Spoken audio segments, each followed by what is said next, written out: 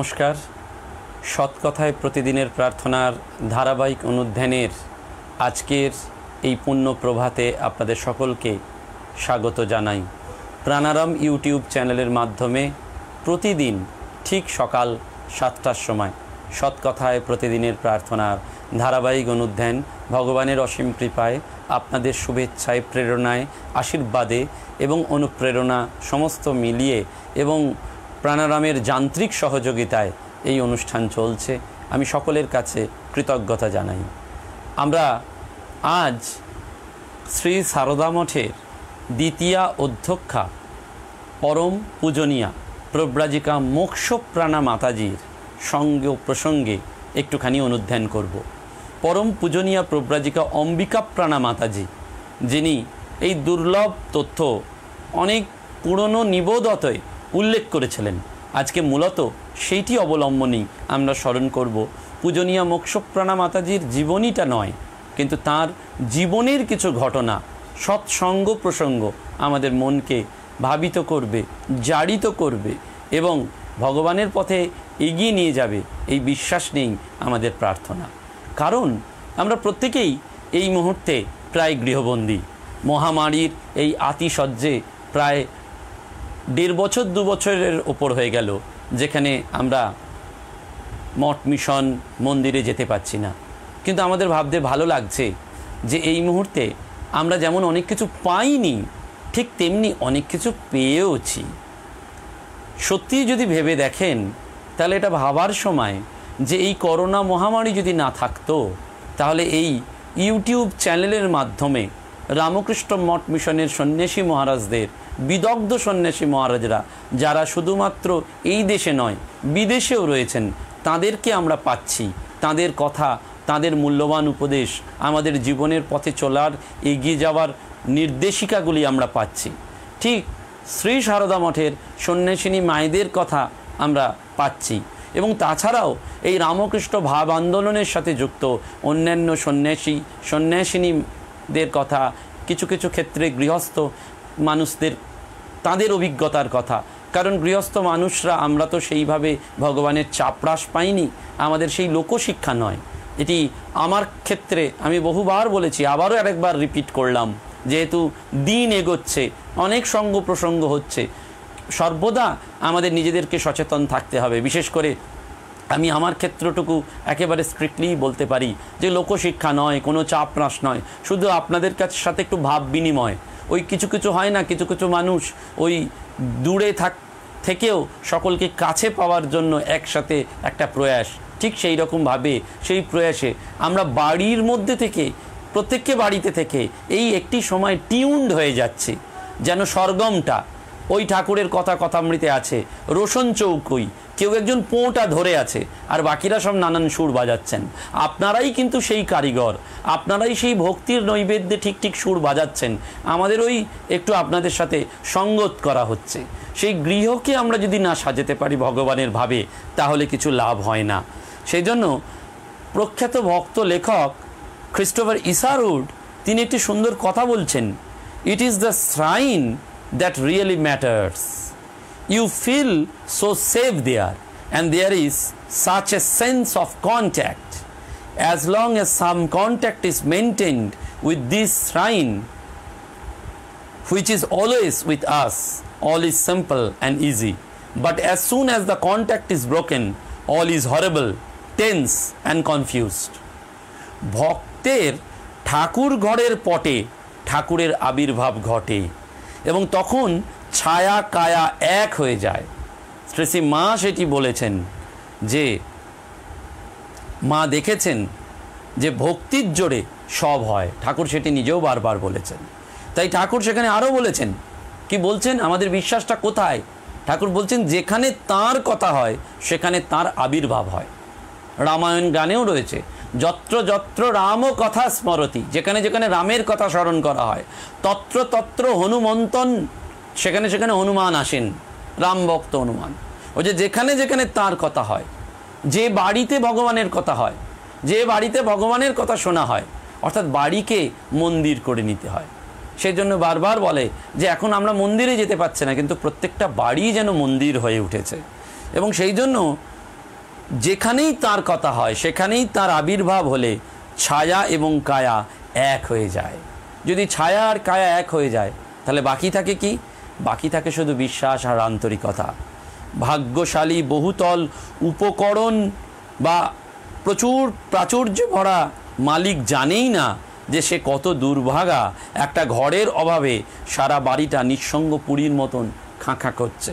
সেজন্য বলা হয়, যতই গৃহ সাজাই সযতনে, তোমায় ঘরে হয়নি আনা, সে কথা যেন রয় মনে।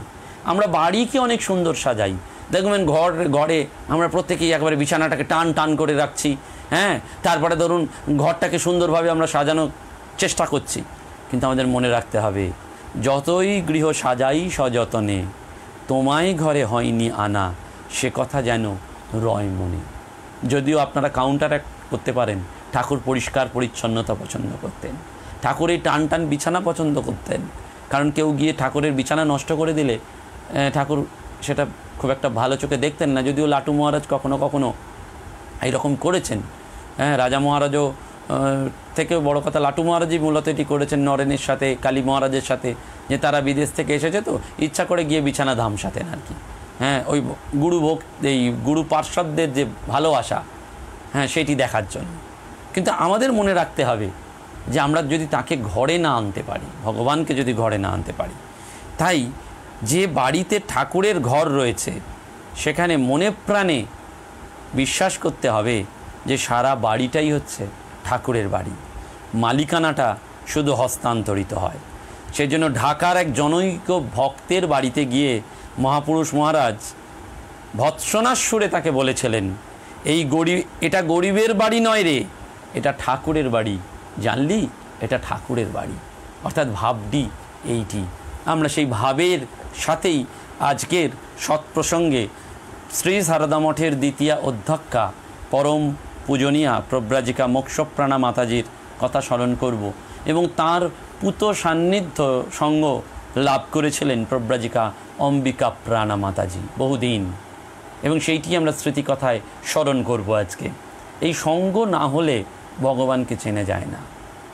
জলে যেমন ফটকিরি না ফেললে জলের ওপরের ঘোলাভাব বা ব্যাকটেরিয়া জীবাণু নষ্ট না হয়, তেমনি মনের ঘোলাভাব, মনের ময়লা, মনের ব্যাকটেরিয়া জীবাণু নষ্ট করার একমাত্র উপায় সাধু সঙ্গ, এই সৎসঙ্গ।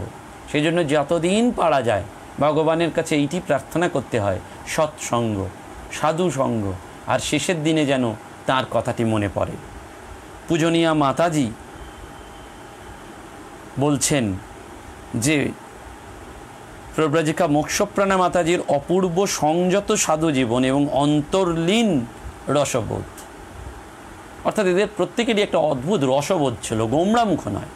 আর্ধেক ক্ষেত্রেই সংসারে যেটা হয় দেখবেন সবসময় আমাদের একটা গোমড়ামুখ অবস্থা হয়ে যায়, অর্থাৎ কোনো কিছুতেই আনন্দ নেই। আমরা সেজন্য মাঝে মধ্যে মজা করে একটা ঘটনার কথা, একটা হাসির ঘটনা, যে স্বামী স্ত্রী, আজকে তো আমাদের চারদিকেই ওয়ার্ক ফ্রম হোম হচ্ছে, প্রায় মেজরিটি সফটওয়্যারে যারা আছেন তারা ওয়ার্ক ফ্রম হোম, যারা স্কুল কলেজ বিদ্যালয়ের সাথে যুক্ত তাদের ওয়ার্ক ফ্রম হোম। কখনো কখনো যখন ভাইরাসের প্রভাব বেড়েছে তখন পশ্চিমবঙ্গ সরকার, কেন সারা ভারত সরকারেরই নির্দেশিকা ছিল WFH, ওয়ার্ক ফ্রম হোম। তো একজন ভালো মানুষ স্বামী, সে তার স্ত্রীকে বাপের বাড়ি পাঠিয়ে দিয়েছেন। তো বাপের বাড়ি যখন পাঠিয়ে দিয়েছেন, স্ত্রী বাপের বাড়িতে থেকেও ওভার দ্য টেলিফোন স্বামীর সাথে ঝগড়া করছেন। দেখবেন আজকালকার, বললে মাপ করা হয়, আমি নারী বিদ্বেষী কথা বলছি না, কিন্তু একটু ঝগড়াটে ভাব যেন তাদের থেকেই যায়, কোনো কিছুতেই তৃপ্ত তাদের করা যায় না। ইংরেজিতে বলে না যে বউ, BOU, বউ মানে বেঙ্গল ওপেন ইউনিভার্সিটি। আবার কেউ কেউ বাংলায় বহস্য বউকে বলে বড় উৎপাত, যদিও আসলে তা নয়। তারা ধর্মজীবনের সহযাত্রী, সঙ্গিনী, তারা পুরুষকে এগিয়ে দিতে পারেন, তারা সংসারকে গুছিয়ে দিতে পারেন, তারা হৃদয়ে চৈতন্যের প্রদীপটা জ্বালিয়ে দিতে পারেন। তাদের হাতে সেই শক্তির যে ফুল ট্যাঙ্ক, ফুল পাওয়ার, সেটা ভগবান দিয়ে দিয়েছেন। এবার তারা ডিনামাইট চার্জ করবেন নাকি তারা ভালোবাসা দিয়ে ওই বৃত্তটা রচনা করবেন, সেটি তাদের ওপর। অবশ্যই পুরুষের আমাদের সেক্ষেত্রে দায়ভার রয়েছে। আমি সেই নারী পুরুষের চর্যাগানের মধ্যে দিয়ে যাচ্ছি না, তাহলে সেটা তর্জায় পরিণত হবে এবং অনেক শত্রুবৃন্দই হয়তো বিরূপ হয়ে এই সৎকথায় প্রতিদিনের প্রার্থনা বয়কট করতে আরম্ভ করবেন। আমি সেই ভয়ে ভীত। কিন্তু যে প্রসঙ্গে ফিরে আসছিলাম, যে ওই স্ত্রীকে পাঠিয়ে দিয়েছেন স্বামী বাড়িতে, তো স্ত্রী ওভার দ্য টেলিফোন ঝগড়া করছেন। তখন স্বামী বলছেন, তোমাকে বাপের বাড়ি পাঠাইয়েও নিশ্চিন্ত নেই, তুমি এখানেও ঝগড়া করছো। তখন স্ত্রী হেসে বলছেন, কেন? আমিও তো ওয়ার্ক ফ্রম হোমই করছি, অর্থাৎ WFH। এই অন্তর্লীন রসবোধ সাধক জীবনে, গৃহস্থ জীবনের অন্যতম রসদ, যেটা জীবনের প্রাণ শক্তিতে ভরপুর করে দেয়, প্রাণ প্রাচুর্যে আমাদের ভরিয়ে তোলে। পূজনীয়া প্রব্রাজিকা অম্বিকা প্রাণা মাতাজি উল্লেখ করছেন যে আমার মঠবাসের প্রথম দিকের ঘটনা 1956 সাল। তখন তারা গঙ্গার ধারের পুরনো বাড়িতে থাকতেন। রাত্রে মাতাজির ঘরে একসঙ্গে শুতেন। তো মাতাজি রাত্রে তার ঘড়িটিকেও শুইয়ে রাখতেন। তো একদিন এই অম্বিকা প্রাণা মাতাজি খুব কৌতূহলবশত জিজ্ঞেস করছেন, আপনি রাত্রে ঘড়িকে শুইয়ে রাখেন কেন? তখন মোক্ষপ্রাণা মাতাজি হেসে বলছেন, আমরা সারাদিন কাজ করি, আবার বিশ্রামও করি, তা ঘড়ি কি কেবল দিনে রাতেই কাজ করবে? তার একটু বিশ্রাম করবে না? তাই তাকে আমি ঘড়িকে রাত্রিবেলায় শুইয়ে দিই। তিনি রাত্রে ঘড়িতে অ্যালার্মও দিতেন না। তখন এরা বলতেন, রাতে আপনার ঘড়ি ঘুমোলে আপনাকে ডেকে দেবে কে? মাতাজি তখন বলতেন, ঘড়ির বুদ্ধি আছে গো, সে আমার মনের সঙ্গে বন্ধুত্ব পাতিয়েছে, যে ঘড়ি আমার মনকে বলে রেখেছে আমি ঘুমোবো আর তুমি মাতাজিকে ডেকে দেবে ভোর রাতে। অর্থাৎ মন মানুষের ঘড়ি রূপ কাজ করে। বাইরের এক্সটার্নাল ইনস্ট্রুমেন্ট দিয়ে আমরা অ্যালার্ট হতে চাই, কিন্তু মানুষের মনটা যদি সেইভাবে টিউনড হয়ে যায়, তাহলে মন বলবে, ওঠো, জাগো, তোমার সময় হয়ে গেছে। মাতাজি এই অদ্ভুত রসবোধের মধ্যে দিয়ে জীবনযাপনের এবং মনঃসংযমের অদ্ভুত শিক্ষাটি দিয়ে গিয়েছিলেন। ভাবলে আমাদের সৎসঙ্গ শুধু নয়, জীবনের একটা অন্যতম আলো যেন ফুটে ওঠে। অসাধারণ সংযত জীবন ছিল মাতাজির। সারা রাত বসে জপ করতেন, কখন যে শুতে যেতেন তা অন্যান্যরা জানতেই পারতেন না। তারপরে আবার ঠিক সময় উঠেও পড়তেন। আবার আমাদের মজা করে এমন উত্তর দিতেন যার মধ্যে অহংকার অভিমানের কোনো লেশমাত্রই থাকতো না। মাতাজির কথায় আমরা যেমন মজা পেতাম, অর্থাৎ অন্যান্য মাতাজিরা ঠিক তেমন সংযমশীলতায় মুগ্ধ না হয়ে তারা পারতেন না। আসলে ঘড়িটি খারাপ ছিল, সেটা শুয়ে থাকলেই ঠিকমতো কাজ করত, সেইটি মাতাজি করতেন। আর ঘুমের অসুবিধে যাতে না হয় সেই জন্য মাতাজি অ্যালার্ম দিতেন না। অর্থাৎ অদ্ভুত রসবোধের সাথে সাথে শিক্ষা যেন মাতাজির জীবনের অন্যতম পরিচয়বাহী ছিল। পূজনীয় মাতাজির কাছে কাজের কৌশলটি ছিল শেখার মতন এবং অসাধারণ। অধিকাংশ ক্ষেত্রেই আমরা কর্মযোগের বদলে কর্মভোগ করে ফেলি। আমরা কর্ম ডেলিগেট করতে জানি না, যার ফলে সমস্ত কর্ম নিজেই ছোটাদৌড়ি করে মরি এবং হাঁপিয়ে উঠি লাস্টে। সেটা আমরা বুঝতে পারি না এবং আমরা সেই জন্য শান্তিও পাই না। আমরা প্রতি মুহূর্তে দেখবেন স্বামী স্ত্রী বলে, সংসার করলাম কিন্তু শান্তি পেলাম না, কারণ শান্তির রসদরা জানা নেই। শান্তি কোথায় আছে? শান্তি ভগবানের কাছে আছে। সাংসারিক খাওয়া দাওয়া, ঘুম, ঘুরে বেড়ানোর মধ্যে তো শান্তি নেই, ওখানে সুখ আছে, কিন্তু আসল শান্তিটা কোথায় আছে? শান্তি একমাত্র ভগবানের সামনে বসে থাকলে শান্তি আছে। যে মানুষ যতক্ষণ ভগবানের সান্নিধ্যে থাকতে পারে সম্পূর্ণ দ্বিধাহীন নিশ্ছিদ্র চিত্তে, সে মানুষই শান্তি লাভ করে। সেই কৌশলটি কীরকম না, তিনি নিজে নীরবে সকলের অজান্তে নানান কাজ করতেন এবং অন্যদের দিয়েও কাজটা সারিয়ে নিতেন। পরিশ্রমের হলেও মাতাজির সান্নিধ্যে এবং সেই কৌশলে অন্যান্য মাতাজিদের সেই কাজ আনন্দময় করে তুলত। ঠাকুর বাড়ির হলের গঙ্গার দিকের দরজাগুলিতে কোলাপসেবল গেট ছিল। মিস্ত্রিরা সেগুলোকে ঘষে রং করতে দেরি করছে। মাতাজি একদিন দুপুরে পূজনীয় অম্বিকাপ্রাণা মাতাজিকে এবং রমাপ্রাণা মাতাজিকে বললেন, এসো তো, আমরাই গেটগুলো ঘষে দিই, ওরা না হয় রং করে দেবে। মাতাজি, অম্বিকাপ্রাণা মাতাজি এবং রমাপ্রাণা মাতাজি 2 ঘন্টা ধরে 3টে গেট ঘষলেন। কাজ করতে করতে মাতাজি অন্যান্যদের সঙ্গে স্তব পাঠ করলেন, গীতা পাঠ হলো। অর্থাৎ কাজের সাথেও ভগবানকে যুক্ত করা। ঠাকুর ওই যে বলছেন না, ভগবানকে ধরে থেকে সংসার করলে পড়ে যাওয়ার ভয় নেই। ওই যে চাকতি ঘুরছে, যেগুলো সামনে রয়েছে তারা কখনো আটকে রয়েছে চাকতিকে অবলম্বন করে, তারা কখনো পিষে যাবে না। অর্থাৎ আমরা যে বলি ভগবানের নাম করার সময় পাই না, কাজের সাথেও করা যায়। ওই যে কলাপসিয়াল গেট ঘষছেন, শ্রী সারদা মঠের দ্বিতীয় সংঘাধ্যক্ষা গীতা পাঠ করছেন, অন্যান্যদের সাথে স্তব করছেন। এবং পূজনীয় মাতাজিরা যেহেতু নিত্য পূজা করতেন, তাই বলেছিলেন, তুমি তো পুজো করতে যাচ্ছ, বলো তো মন্ত্রগুলো দেখি কেমন মুখস্থ হয়েছে। এবং কখনই যে দুপুরের বিশ্রামের বদলে গেটগুলো ঘষা হয়ে গেল এবং রং করার উপযোগী হয়ে গেল, সেটা তারা বুঝতে পারলেন না। এবং অন্যদিকে মজুরদের মজুরিটাও বাঁচিয়ে দিলেন সংঘের জন্য।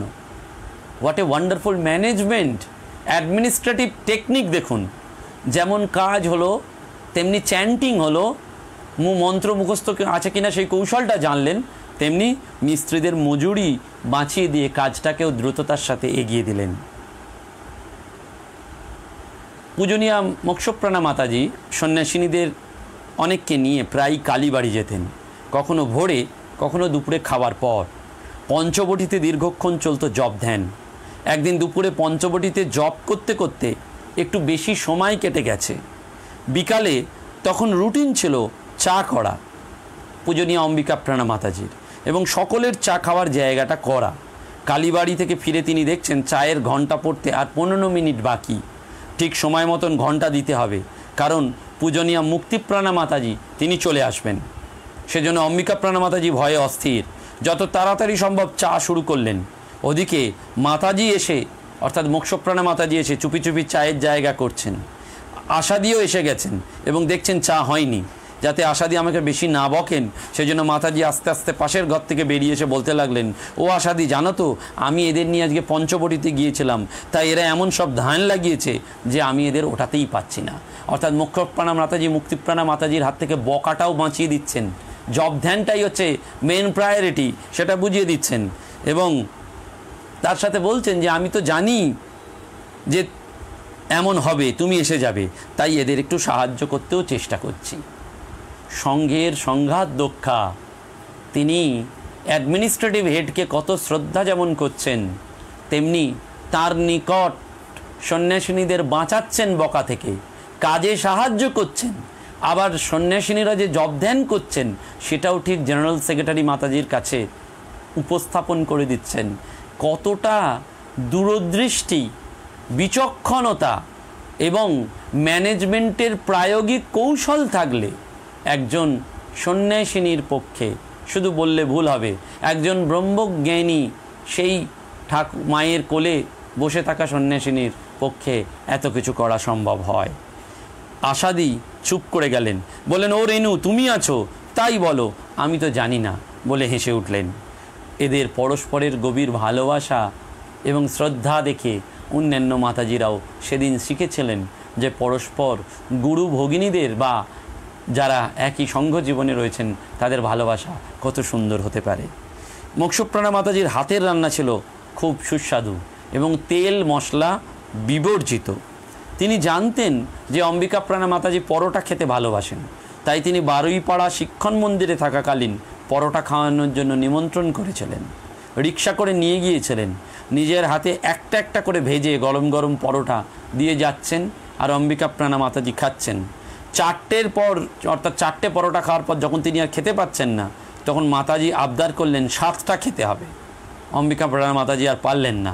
শেষে মাতাজি বললেন, ও জয়ম, আমার যে রিক্সা ভাড়া উঠল না গো, বলেই একটা সাধু ভাণ্ডারার গল্প বললেন। গল্পটা কীরকম না, কাশিতে সাধু ভাণ্ডারা, সাধুরা পেট ভরে যে যত পাচ্ছেন খাচ্ছেন, খাওয়ার পরে কেউ কেউ আর হাঁটতে পাচ্ছেন না। একজন খুব কষ্টে হাঁটছেন দেখে আর একজন ঠাট্টা করে বলছেন, মহাত্মাজি, এত কি খেতে হয়, হাঁটতেও যে পাচ্ছেন না। তখন সাধু উত্তর দিলেন, আমি তো কিছুই খাইনি, পেছনে যিনি আসছেন তিনি যথার্থ খেয়েছেন। পেছনে কি আসছেন দেখছেন যে পেছনে যে মহাত্মা আসছেন তাকে একটা খাটিয়ায় শুইয়ে 4জন কাঁধে করে বয়ে আনছিলেন, অর্থাৎ এত খেয়েছেন তিনি আর উঠতেই পাচ্ছেন না। পূজনীয়া মোক্ষপ্রাণা মাতাজি এমন সহজ সরল গল্পটিও নিবেদন করতে পারতেন। অর্থাৎ জীবনের এই প্যানোরামিক ভিউটা তারা দেখিয়ে দিয়ে গেছেন। জীবন বোধটা এক অদ্ভুত আশ্চর্য রসবোধ নিয়ে এদের জীবন, এবং যে জীবনের মধ্যে সাধনা, সংযত ভাব, শাস্ত্রপাঠ, সমন্বয়, সকলকে রক্ষা করা, এই যেন একটা সমন্বয়ের পরাকাষ্ঠা তারা ছিলেন। সেই সময় মঠে লোক কম থাকায় রাতে সকলে রুটি করা হতো এবং পরের দিন সকালে সেই রুটি চা দিয়ে খাওয়া হতো। তো একদিন সকলের খাওয়ার শেষে শক্ত একটা রুটি পড়ে আছে। মাতাজি অম্লান বদনে সেটি চা দিয়ে খেতে লাগলেন। রুটিটা এত শক্ত যে হাতে নেওয়ার সঙ্গে সঙ্গে ভাঁজ খুলে 2 টুকরো হয়ে ক্রমে 4 টুকরো হয়ে গেল। তার মুখে কিন্তু লেশ মাত্র বিরক্তি ছিল না, নিরভিমান তিনি। তাই হাতে নিয়ে মজা করে বললেন, এই দেখো আমি 4খানা রুটি খাচ্ছি। এদের এই ত্যাগ, এদের এই তপস্যা দেখলে আর অন্য কিছু ভাবতে হয় না। একবার নিবেদিতা স্কুলের কোনো অনুষ্ঠানে ভক্ত মহিলারা গান করছেন, বারবারই একই লাইন ঘুরে ফিরে আসছে, রাধার প্রেম রাখি কোথায়। উঠোনে অনুষ্ঠান হচ্ছিল। মাতাজি কয়লার ঘর থেকে একটা ঝুড়ি এনে উঠোনের মাঝখানে বসিয়ে বলতে লাগলেন, এখানে রাখো, এখানে রাখো। উপস্থিত সকলেই হো হো করে হেসে উঠলেন। মাতাজি তখন মঠের বাগান দেখতেন। বর্ষাকাল, ছোট ছোট চারা গাছগুলো সব একসঙ্গে রাখা ছিল। বেশি বৃষ্টি হলে ত্রিপল দিয়ে ঢেকে দেওয়া হতো যাতে তার চারপাশে বাঁশ পোতা থাকে। পাশে থাকতো একটা চাকা গাড়ি। একদিন বৃষ্টি পড়ছে, তো মাতাজি জনৈকা দক্ষিণ দেশীয় এক ব্রহ্মচারিণীকে বললেন চারাগুলিতে ত্রিপল দিয়ে ঢাকা দিতে। পরের দিন সকালে মাতাজি গিয়ে দেখলেন চারা গাছগুলো জলের তলায় ডুবে গেছে, পাশে ওই চাকা গাড়িটার উপর ত্রিপল দেওয়া। মাতাজি সেই ব্রহ্মচারিণীকে ডেকে সব দেখালেন আর স্বগতোক্তি করলেন, নিজেই নিজে বললেন, দোষ কারণ নয় গো মা, আমি সখাহত সলিলে ডুবে মরি শ্যামা। অর্থাৎ সেই সময়ে তিনি এটি দেখাচ্ছেন। আর একদিন দুপুরে খাবার পর অম্বিকা প্রাণা মাতাজি এবং রমা প্রাণা মাতাজিকে ডেকে বললেন, চলো তোমরা গঙ্গা স্নানে যাবে। তো তারা তো অবাক, তবু চললেন তার পিছন পিছন। তারপর খানিকটা এগিয়ে গিয়েই মৃদু স্বরে বললেন, দেখো না ওই নোংরা ভালার টিনটা ভরে গেছে, ফেলা হচ্ছে না, তাই ভাবলাম যাই, গঙ্গা স্নানও হবে আর নোংরা ফেলাও হবে। অর্থাৎ নোংরা ফেলার টিনটা কেউ ফেলছেন না, সেটাও লক্ষ্য করেছেন, এবং সংঘাতদক্ষ হিসাবে সেইটি হাতে নিয়ে ফেলতে যাচ্ছেন এবং তাই জন্য গঙ্গা স্নান করে নিচ্ছেন। অর্থাৎ মঠের সকলে যেখানে আবর্জনা ফেলতো সেই টিনটা নিয়ে তাঁরা গেলেন। মাতাজি গঙ্গার পাড়ে মাটি কিছুটা ফাঁক করে সযত্নে নোংরাগুলো মাটিতে পুঁতে দিলেন। গঙ্গায় নোংরা ফেলা যাবে না, তাই এই ব্যবস্থা। কতটা সচেতন বোধ তাঁর ছিল। অন্যান্য সন্ন্যাসিনীরা সেদিন অবাক হয়ে দেখেছিলেন আর গঙ্গা স্নান করে ফিরে এসেছিলেন আনন্দ মনে। একবার হাজারিবাগে কয়েকদিন মাতাজির সঙ্গে অম্বিকা প্রাণা মাতাজি ছিলেন। তিনি এবং বিদ্যাপ্রাণাজি আগেই গিয়েছিলেন। পরে আশাদি, আত্মপ্রাণাজি এবং অম্বিকা প্রাণাজি যাচ্ছেন। আশাদি 2-1টা স্টেশন আগেই নেমে পড়েছেন, সেখানে সাধারণত কেউ নাবে না। যাই হোক, একটা গাড়িতে করে তারা গেলেন এবং আশাদি অম্বিকা প্রাণা মাতাজিকে বেশ বারণ করেই রেখেছেন যাতে আমি মাতাজিকে, অর্থাৎ অম্বিকা প্রাণা মাতাজি যাতে মোক্ষপ্রাণা মাতাজিকে এসব কথা না বলেন। কিন্তু মোক্ষপ্রাণা মাতাজি এটা দেখেই বুঝে নিয়েছেন। রাতে অম্বিকা প্রাণাজি মাতাজির ঘরেই শুয়ে আছেন। তিনি জিজ্ঞেস করছেন এবং সেই শুনে সব বলে দিলেন অম্বিকা প্রাণা মাতাজি। শুনে তখন মাতাজি বলছেন, আমি তো তোমাদের দেখেই বুঝেছি যে কিছু একটা হয়েছে। কল্পলতাদি এবং আশাদি কলকাতায় ফিরে যাওয়ার কিছুদিন পর হঠাৎ একদিন মাতাজি বিদ্যাপ্রাণাজিকে বললেন, আমি ফিরে যাব। কিন্তু বিদ্যাপ্রাণাজি তখনই ব্যবস্থা করতে পারলেন না। মাতাজি সেদিন রান্না করতে দেবেন না, খাবেনও না। তখন অম্বিকা প্রাণাজিকে বললেন, মাছ সবজি সব কেয়ারটেকারকে দিয়ে দাও। আমি কিছু না বলে, অর্থাৎ অম্বিকা প্রাণাজি কিছু না বলে ভাত আলু সেদ্ধ রেখেছিলেন। কেয়ারটেকার দরজার বাইরে থেকে মাছ রান্নাতে সাহায্য করেছিলেন এবং কিছুক্ষণ পরেই মাতাজি ডেকে বলেছিলেন, জয়ম খুব খিদে পেয়েছে, কিছু কি আছে?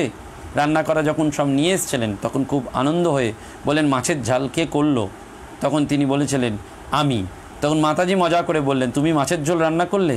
তোমার বামনাই তো চলে গেল। আশাদিকে কলকাতায় ফিরে মাতাজি বলেছিলেন, আশাদি, আমরা একটা মাছ রান্না করার লোক পেয়ে গিয়েছি গো। অর্থাৎ এই ছিল তার ভালোবাসা। এবং পূজনীয় মাতাজি অত্যন্ত নিরভিমান ছিলেন। বেলুর মঠ থেকে শ্রী সারদা মঠে ফিরছেন, মুক্তিপ্রাণাজি এবং বিদ্যাপ্রাণাজিকে আগেই রিকশায় উঠিয়ে দিয়েছেন, পরে নিজে রিকশার পাদানিতে বসেছেন। তার ফলে পরম পূজনীয় ভারতীপ্রাণা মাতাজি যখন সব শুনলেন তখন বললেন, ও রেনু, রিকশাওয়ালা মরে যায়নি তো? তখন মাতাজি বললেন, না মা, আমি মাথায় কাপড় দিয়ে হালকা হয়ে বসেছিলাম। এবং একবার মোক্ষপ্রাণা মাতাজি, বিদ্যাপ্রাণা মাতাজি এবং অম্বিকা প্রাণাজি দক্ষিণেশ্বরের মা কালীকে দর্শন করতে গেছেন।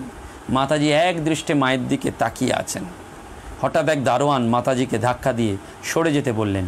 মাতাজিকে এইভাবে আঘাত দেয়ায় অম্বিকা প্রাণাজি উত্তেজিত হয়ে বলেছিলেন, তোমরা কাকে ধাক্কা মারছ জানো? ইনি একে সন্ন্যাসিনী, তাই শ্রী সারদা মঠের প্রেসিডেন্ট। কিন্তু যাকে ঘিরে এত কিছু, তিনি যথারীতি স্থিতপ্রজ্ঞই রইলেন। মঠে ফিরে এসে একটি পত্রে সব বিস্তারিত লিখে আমাকে দিয়ে আবার কালীবাড়ির অফিসে পাঠালেন। মন্দির কর্তৃপক্ষ সঙ্গে সঙ্গে মাতাজির কাছে ক্ষমা চাওয়ার জন্যে মঠে তাদেরকে পাঠালেন। মাতাজি তাদের তিরস্কার না করে প্রসাদী ধুতি ব্যবস্থা করলেন, সবাইকে দক্ষিণা দিলেন। মঠে হাসির রোল উঠল, সবাই বললেন, বেশ মজা তো। ধাক্কাও মারল, আবার প্রসাদ, দক্ষিণা, ধুতি এসবই পেল। মাতাজি ছোট্ট বাক্সে হোমিওপ্যাথি ওষুধ নিয়ে গরিব লোকেদের সেবা করতেন।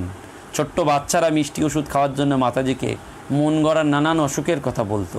তিনিও কোনো ওষুধ না দিয়ে শুধু গ্লোবিউলস তাদের দিতেন এবং পরের দিন জিজ্ঞেস করতেন, কেমন আছো গো? বাচ্চারা বলতো, ভালো আছি। এতে মাতাজি খুব মজা পেতেন। মাতাজির এই সংযত জীবন এবং মধুর সঙ্গ পূজনীয়া প্রব্রাজিকা অম্বিকা প্রাণা মাতাজি তার স্মৃতিসুধায় আমাদেরকে ঢেলে উপহার দিয়েছেন এবং তার মনে চিরদিনের পাথেয় করে রেখেছিলেন এবং আমাদেরকেও সেই পাথেয় উপহারটি দিয়ে গেলেন। জীবনে চলার পথে এইগুলোই সঙ্গ। এই সঙ্গ যত আমরা রোমন্থন করব, এই সাধু সঙ্গ যত আমরা ভাবব, স্মরণ মনন করব, ততই আমরা আস্তে আস্তে সেই ভগবানের কাছে চলে যাব। সাধুই আমাদের সেই যোগ সেতু। এবং কে সাধু? ঠাকুর বলছেন যে যার মন প্রাণ ঈশ্বরগত হয়েছে।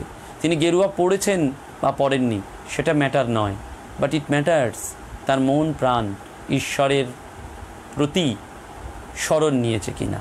আমি সকলের চরণে প্রণাম জানিয়ে এই সাধু সঙ্গে বিভোর হয়ে থাকার প্রার্থনাটুকু আপনাদের আমার জন্যে করতে বলছি। ভগবানের কাছে আপনারা সম্মিলিতভাবে আমার জন্যে, সকলের জন্যে প্রার্থনা করুন, যাতে আমরা সবাই দিব্য সঙ্গে, রসরঙ্গে, সাধু সঙ্গে মেতে থাকতে পারি, অন্যকে মাতাতে পারি। একা আম খেয়ে আম মুছে দেওয়া না, সকলকে মাতিয়ে দেওয়া, সেইটুকু নিবেদন করে একটু ঘোষণা বা একটা নিবেদন শুধু করলাম। ইউটিউব চ্যানেলের মাধ্যমে শ্রাবণী রায় বা গায়ত্রী সুর চৌধুরী, আমি ভুলও হতে পারি, নামগুলি একটু নিলাম। কয়েকজন মা একটু যোগাযোগ করতে চেয়েছেন। আমি শুধু একটুই স্বনির্বন্ধ অনুরোধ করি, প্রাণারাম চ্যানেলের যখন নোটিফিকেশানটি দেখতে পান অনুষ্ঠানের, তখন পবিত্রবাবুর নাম্বার সেখানে দেয়া থাকে। প্রাণারাম চ্যানেলের পবিত্রবাবুর নাম্বারটি জোগাড় করলেই তিনি নির্দ্বিধায় আমার নাম্বারটি দিয়ে দেবেন। কারণ এই ওপেন ফোরামে, যেহেতু এটা ইউটিউবের মাধ্যমে সর্বত্র টেলিকাস্ট হচ্ছে, আমি আমার নাম্বারটি এই মুহূর্তে এই প্রোগ্রামের এই অনলাইন মোডে দিতে পারছি না। কিন্তু পবিত্রবাবুর সাহায্যে যদি যোগাযোগ করেন, যে কোনো দিন রাত্রি 9টার পর হোয়াটসঅ্যাপ বা সরাসরি ফোন করতে পারেন। সাধারণত রাত্রি 9টার পর ঈশ্বরীয় প্রসঙ্গেই আমরা ভক্তরা যারা থাকি আলোচনা করি। অন্যান্য সেবা কাজ বা অন্যান্য কর্মকাণ্ড নিয়েও আমাদের আলোচনা হয়। যদি আপনারা থাকেন, আসেন, রাত্রি 9টার পর সর্বদা স্বাগত, ওয়েলকাম। দিনের বেলাটায় যেহেতু কলেজের নির্ধারিত ক্লাসটি নিতে হয়, তাই সবসময় ফোন নিতে পারি না, কারণ ইন্টারনেটের যোগাযোগের জন্য। এটুকু নিবেদন, আশা করি আপনারা ক্ষমা করবেন। আমরা আবার সাধু সঙ্গে, দিব্য সঙ্গে, ঈশ্বরের সঙ্গে আগামীকাল যদি ভগবান চান তাহলে সবাই সমবেত হব। নমস্কার, ধন্যবাদ।